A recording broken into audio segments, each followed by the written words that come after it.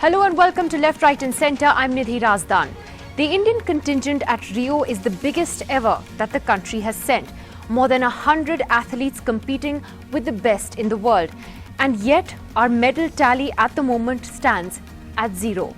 Ethiopia has won 5 medals, North Korea has won 7, even Fiji has won a medal.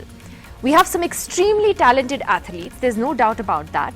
And what makes many of them heroes is how so many of them have fought poverty, adversity and a system that is constantly working against them. Even at the Rio Olympics, the headlines for India have been about the sports minister's VVIP behavior, for example, or about Haryana Minister Anil Vij, who has been busy at the beach after spending 1 crore of taxpayers' money to apparently boost the morale of our sports persons. Everything but the sport has made headlines. Have netas and bureaucrats ruined Indian sport? That's what we're talking about tonight. Our first guest this evening, Olympian Abhinav Bindra, whom I spoke to a little while earlier. Abhinav Bindra, wonderful to talk to you again this evening.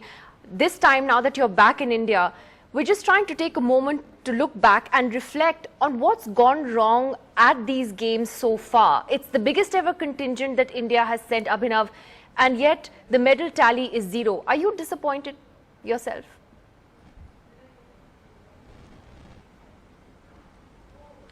Well, obviously it is disappointing. I mean, I think we have a lot of talent and, you know, we were very unlucky in a few cases. We came really close, but we did not medal. Hopefully we'll have some good news in the next days. But having said that, you know, sport is something where you cannot really dissect it into black and white. Performance in sport, there's a lot of gray in there. Having said that, obviously we have to carefully and calmly, I repeat calmly, look into our preparations and see where we went wrong and see what we can do better, see what the athletes can do better in terms of preparations, see what the federations can do better and see what systems we can put in place so that, you know, the preparation is more holistic in nature. And, you know, it has to be a long-term preparation. You can't just prepare for the Olympics in 1 year. Quite frankly, at the moment, we're in 2016. If we should ideally be preparing our athletes for 2024, you know, the city is not even decided where the 2024 Olympics are going to be held, but the rest of the world is already preparing for the 2024 games.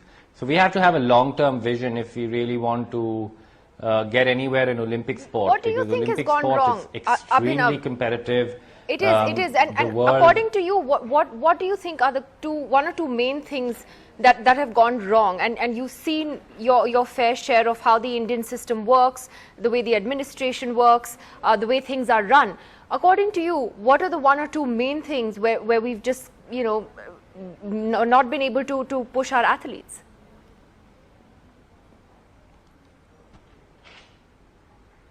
I think, again, it's hard to dissect it, and having the luxury of hindsight, I'd say that we lost a little bit of momentum post the London Games. I think there was a period of time where everything went suddenly quiet after a great performance at London. And, you know, in sport, you cannot afford to lose even one single day. The Olympics come in 4 years, but for the athlete, it's every day, which is extremely crucial. And I think we lost a little bit of time. We lost a year or maybe even more in that period. And I think that shows. In the last 6-7 months, there was a lot of activity in the government. I think the government spent a good amount of money, at the end. But, you know, money cannot buy you medals. It has to be careful preparation. It has to be a long-term preparation. It has to be a preparation which looks performance in a holistic way, which is mental, physical, emotional. All aspects of preparation has to be looked into very, very carefully and planned for a sustained period of time. There is no magic available. I mean, you can't just pump in resources in the last 5-6 months. But are you disappointed, Abhinav, when you see now, you know, India's making headlines at Rio for everything except what our athletes are doing, except some of those who have had outstanding performances. So you have the sports minister's VVIP behavior. You have the Haryana minister Anil Vij, who's spent time at the beach, spent 1 crore of taxpayers' money to go all the way to Rio and hasn't been to any events involving Haryana athletes. He's just come out with a defense on that. Does it disappoint you? Does it anger you when you see the kind of apathy of our sports administrators, whether they're the bureaucrats who run these federations or the politicians?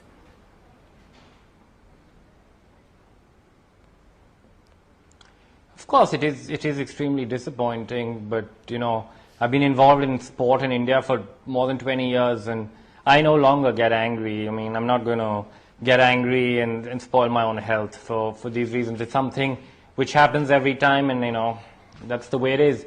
Of course, to change it, we need a complete overhaul. I think we need more professionals looking into sport.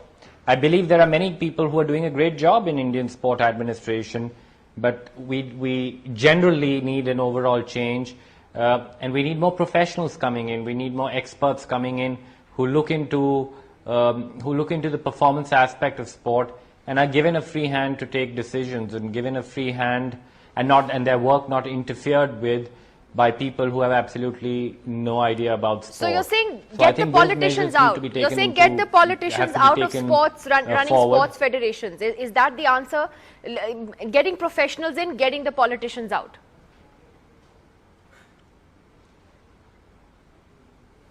Well, I have no problem with a politician if he can bring something to the table, if he can bring resources onto the table, if he can do something positive for the sport. There is no problem in having anybody from any walks of life. At the end of the day, it's sports politics. Whether we like it or not, you have to win an election to get elected, and you know, when there's an election involved, it's politics. So you have to reconcile to that reality. But we also need experts in place. We need the right people doing the right job. And the politician may head the federation, but he must appoint a CEO or a high-performance expert to look into the preparation aspect, to look into the performance aspect, and not interfere. Please don't interfere on aspects which you have no idea about. Delegate. Hire the best people in the world. If that expertise doesn't exist in India, get the best people from outside. And honestly telling you, it's already too late to get people from outside, because people are already, the best people in the world are already hired for the next 4 years. We are too late, unfortunately. Let's look at 2024 realistically. Abhinav, one of the things you said when we interviewed you from Rio last week was that you made an appeal to corporate India to open up its vaults and invest more in Indian sport. Do you really think that that could make a big difference in the way sports administration is run in this country?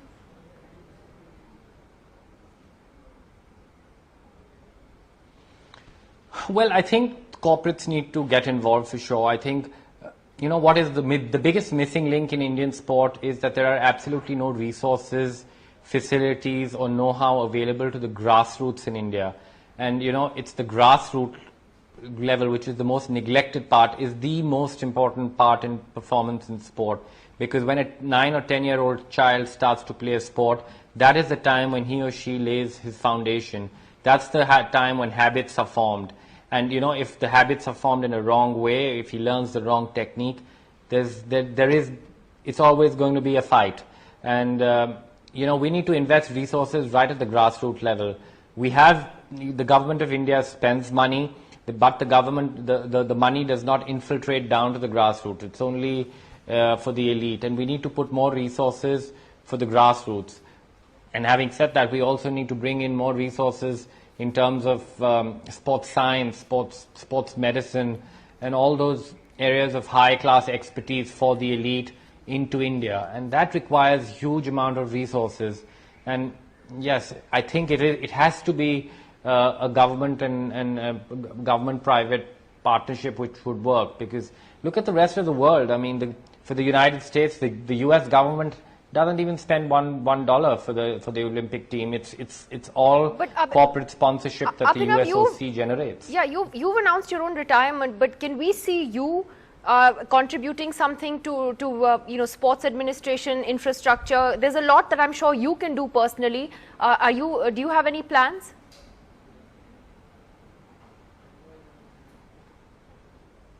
I wish I had the resources available. If I had a lot of wealth, I would donate 90% of that wealth to sport in India, but unfortunately I do not have that wealth.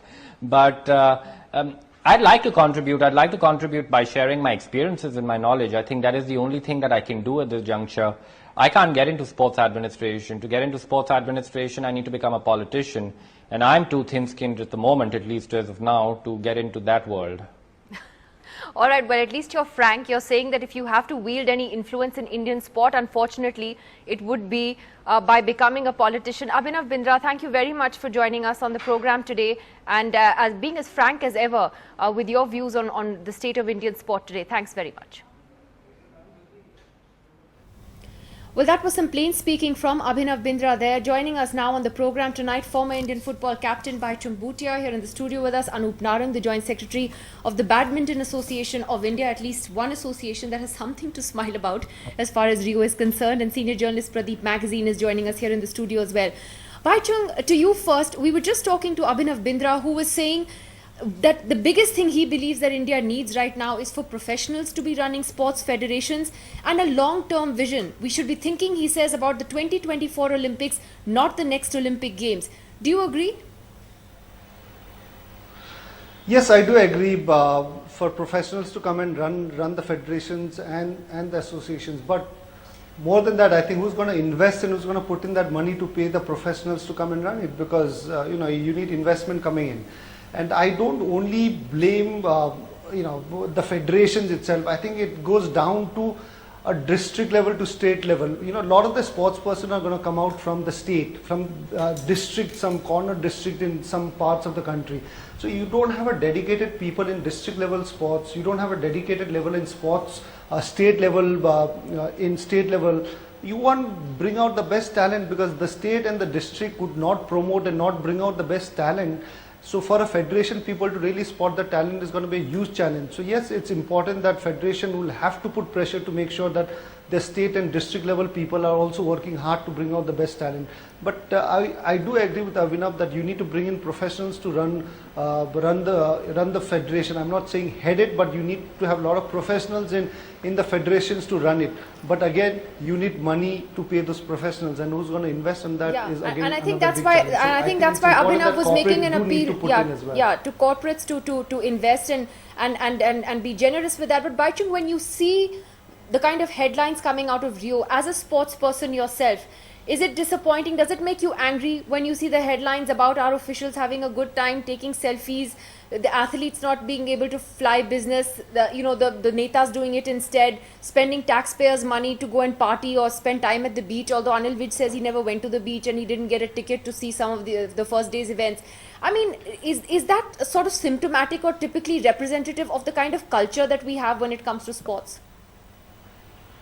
No, it definitely makes me really angry to see this kind of officials just going and trying to have a good time, and it's because of this kind of officials who don't really put in so much, because they all come from different states, represent the state to get into IOA or any federations, and these people hold the post in the particular state. They don't do anything for the benefit of the state, but they are there in that chair to get into and go into places like Rio or any other bigger event. So I think it's important that these people should be cut out from the state association, because within their own state associations, have they been able to really provide anything for the sports person? Today, people want sports person to win gold medal in Olympics, or people like us to really produce world class, to get us gold. We don't get any support from when we are growing up and playing the sport. We don't have any support system to make us. Only when you reach and play a higher level or start playing India, that's where people recognize and they come in and try and support you. But you need the support system from the time you taking up the sport, and which in India I think we don't have the huge talent, but those talents are not being nurtured, and there's no support system to really make them a really Olympic gold medal winners, because as you only said, when they come to when they start playing for India, that's it, when they get noticed. So Anup Narang, how do you look at this sort of, as Baichung Bhutia says, he gets angry when he sees these officials having a good time at the expense of the athletes. Is that what the Olympic Games was supposed to be about Anil Vij, having a nice time in Rio? It's not supposed to be about that. Ma'am, first of all, the two issues which we are addressing. Number one is preparing for Olympics. Now, taking one big leap and saying we have to prepare for next Olympics and let's prepare a team is not what's going to solve the issue. It has to be a many small steps at a time. To give you an example, the Badminton Association of India, luckily we are not represented, we are not being headed by any politicians. Even the president of my Badminton Association, Dr. Akhilesh Das himself, is a former national level player, and most of us are badminton players in the association, which helped us to ensure that small kids, whether they are under 15, under 13, under 17, 19, various age groups, are playing consistently, not only at national level, state level, but also at international level. And because of that, you will see a crop of players coming up. Now, taking the point further to other sports, what Baichung said and also Abhinavji said earlier, both of them are correct. Corporates have to chip in. If you see, the entire program is today, if you go to any corporate, it's all cricket. They have to, and they talk about India's sports, they have to chip in. They have to, rather there should be thinking at the highest level. Let me ask you a counter question to Yeah. that. Which is it only fair to blame cricket? I mean, India won hockey golds at a time when cricket was still, at its peak as a game. Look at what has happened to the state of our hockey at the Olympics. So is it only cricket's fault, or is there something about our attitude and the way the government, interferes with sport that is at the heart of the problem? Ma'am, the results of any sport are not related only to what the government is doing or any sports federation is doing. It is directly linked and directly in line with the efforts put in by the players, and of course what you said, the encouragement given by the sports bodies, government, etc. But everything is the efforts put in by the sports persons themselves. Is it just that? I mean, why is Anil Vij in Rio? Seriously, do Well, you think ma'am, he should be there? Ma'am, as far as our association goes in badminton, we have only sent a manager, a coach, and that's it. We are not. You don't think he should be there? Honest question. Ma'am, it What is is he for doing there? their. Call I me don't- Nidhi, I please, don't- not ma'am. Well, Nidhi, it is entirely how which particular association has forwarded him and why he has gone. If he has a particular reason to go, which we are I not saw aware Pradeep of. magazine with a smile on that point. Why? I mean, is that you think the crux of the problem is what we are witnessing in Rio today? The sports minister's tantrums, Anil Vij over there, someone else who's head of association, Amrinder's son is there. He's been busy at parties as well. Is that the crux of the problem? Look, it's a symptomatic of what's wrong with our sports. Had we been doing well, we wouldn't have been focusing on them. Since we are not winning medals, we are focusing on them. But the larger problem is, as Baichung has said, Abhinav said, Narang is saying, the problem is that we lack infrastructure. We need a long-term vision planning, which we never do. Every 4 years we discuss this, why are we not a sporting nation, why aren't we winning medals? But after this, nothing happens. A. B is that whatever we have, are we focusing on that? Like badminton has done remarkably well. In Yeah. fact, we just now watched such a I thrilling, was saying Anup Narang exhilarating at least match. has a reason to smile.